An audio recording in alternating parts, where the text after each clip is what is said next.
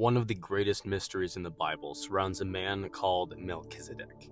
Melchizedek was this man who is briefly mentioned in Genesis chapter 14, and you see Abraham having a contact with this man. Now, there are many different theories surrounding who is Melchizedek. The reason why there's so much speculation around him is because the way that the Bible describes him is not possible. So let me explain this whole thing. And once again, sinus infection's still there, so I apologize for the voice and how I have to be this close to the microphone, so it's kind of cutting off the top of it, whatever. See, Melchizedek was known as being the king of Salem. And when Abraham came across this guy, he realized that this guy somehow knew about Yahweh, knew about his God. And Abraham even went as far as to tithe his money to Melchizedek, meaning he gave a tenth of all that he had to this man called Melchizedek. Now, Melchizedek, in and of itself,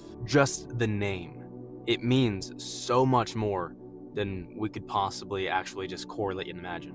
Fortunately, in the book of Hebrews, it actually tells us this about his name. See, his name, Melchizedek, comes from two words, Melech and Zedek. Melech literally means king, and Zedek literally means righteousness. So the name Melchizedek literally means that he is the king of righteousness. That should stop you in your tracks just a little bit. But if not, let's keep going, because it says that he's the king of Salem. And the king of Salem is also going to be very interesting, because Salem, that word is from shalom, which means this peace, this boundless peace that can only come from God. So he is the king of righteousness and the king of peace. And Abraham tithes his possessions to Melchizedek, who somehow knows about the God of Abraham. Now, if we look in Hebrews chapter 7, this is where we get a description of him that is not possible. Listen close. So in Hebrews chapter 7, it does explain that his name means those things. But then it says that he is without father, without mother, without genealogy, having neither beginning of days nor end of life, but made like the Son of Man, he remains a priest continually. See, the Bible doesn't say that Jesus is a priest in the line of Aaron. No, it says that Jesus is a priest in the line of Melchizedek, this guy who is referred to as being a priest of God. Within Hebrews, that is discussing Jesus being the high priest. And it tells us that in Hebrews 6:20.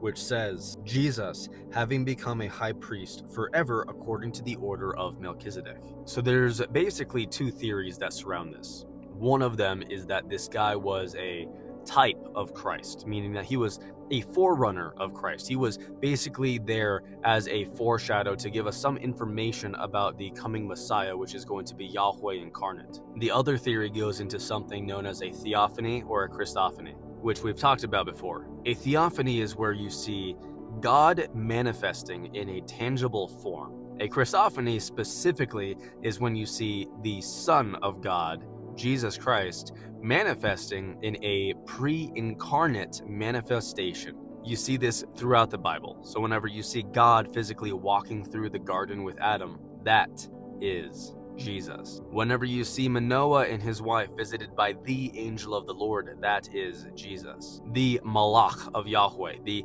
messenger of Yahweh. That's what angel means. Angelos, Malach, messenger. The messenger of Yahweh, the angel of the Lord. When you see God physically wrestling with Jacob and then renames him Israel, which means that you have wrestled with God, that was Jesus. And so that other theory is that literally this man, Melchizedek, was a pre-incarnate manifestation of Jesus. That Abraham was literally tithing directly to God. That Melchizedek is in fact Jesus. See, tracing that back once more, you see that he's without father, without mother, without genealogy, having neither a beginning nor an end. But it even literally says that he is made like the Son of God, and he remains a priest continually. So the priest of God, the high priest of God, would be Jesus himself. The mediator of God is Jesus Christ. And so that priestly mediation is now made through the order of Melchizedek and no longer through the order or the lineage of the Levitical priests going through the line of Aaron. And so the priest of God, the messenger of God, the King of kings, the Lord of lords, the King of righteousness, the Melech Zedek, the Melchizedek, the King of peace, the Melech Shalom. That theory that says that Jesus appeared as Melchizedek, that lines up. And after tons of research, that is the view on this that I will hold to. See, you see that in John chapter 8, you see that Jesus is confronting some Pharisees. And I want to read this to you because it's interesting. He's talking about whenever Abraham saw Jesus. See, starting in verse 54 of John 8, Jesus answered, "If I glorify myself, my glory is nothing. It is my Father who glorifies me, of whom you say, he is our God, and you have not known him. But I know him.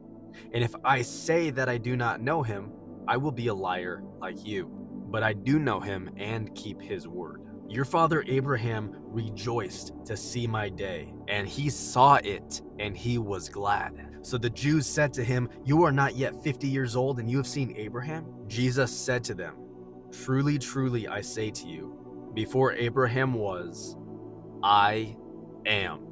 Therefore they picked up stones to throw at him, but Jesus hid himself and went out of the temple. See, what's happening here is that Jesus just said that he had seen Abraham. Abraham had been dead for about 2,000 years, and yet Jesus was saying that he saw him, saying that Abraham saw my day and was glad. And then finally, this is just the hammer on the head of this, where Jesus says, before Abraham was, ego eimi, I am. See, back in Exodus 3:14, you have another theophany. You have God appearing in a tangible form. Specifically, he's appearing to Moses in a burning bush that is not being damaged by the fire that's consuming it, which in and of itself is miraculous. It's not possible within the laws of nature. And from this burning bush, Moses hears a voice that tells him that he needs to go and he needs to free the people out of Egypt. Moses says, "Who shall I say sent me?" And God, talking from this, says, "Tell the sons of Israel that I am has sent you."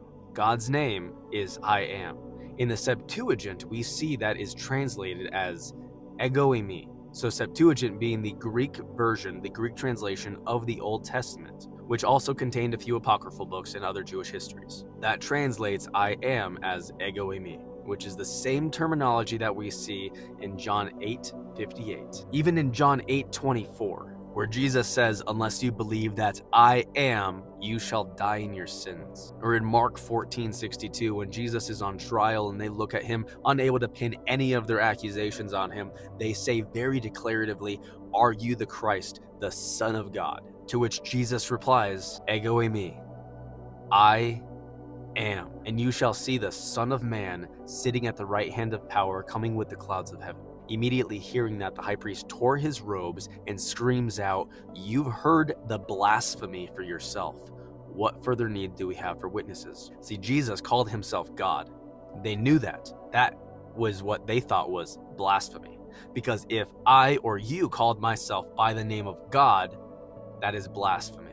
Same reason that in John 8:58 they picked up stones to throw at him, because the punishment for blasphemy is to be put to death. That is the only reason why Jesus was crucified, is because they thought he committed blasphemy, because he called himself God. He called himself by the eternal name of God. Which, just to take this one step further with how beautiful that is, Jesus' name would have been spoken in Aramaic, so they would have called him Isha, which in Greek would be Jesus, which then transliterated to English would be Jesus. But the Hebrew version of that is Yeshua, and Yeshua literally means the salvation of Yah, or Yahweh's salvation. Jesus' name, Jesus, literally means Yahweh's salvation. The King of Kings, the King of Righteousness, the King of Peace, Jesus Christ, the eternal God Yahweh. So cool. I hope this made sense. Let me know what's next. Follow me on X, YouTube, and Instagram. Go to taco-talks.com if you want to support me over there. Get shirts, hats, stickers, all the fun stuff. Sign copies of my books. Go support me on Patreon. We do live Bible studies, so if you want to be part of something like that, come join. Let me know what other questions you guys have. Thank you, guys. God bless.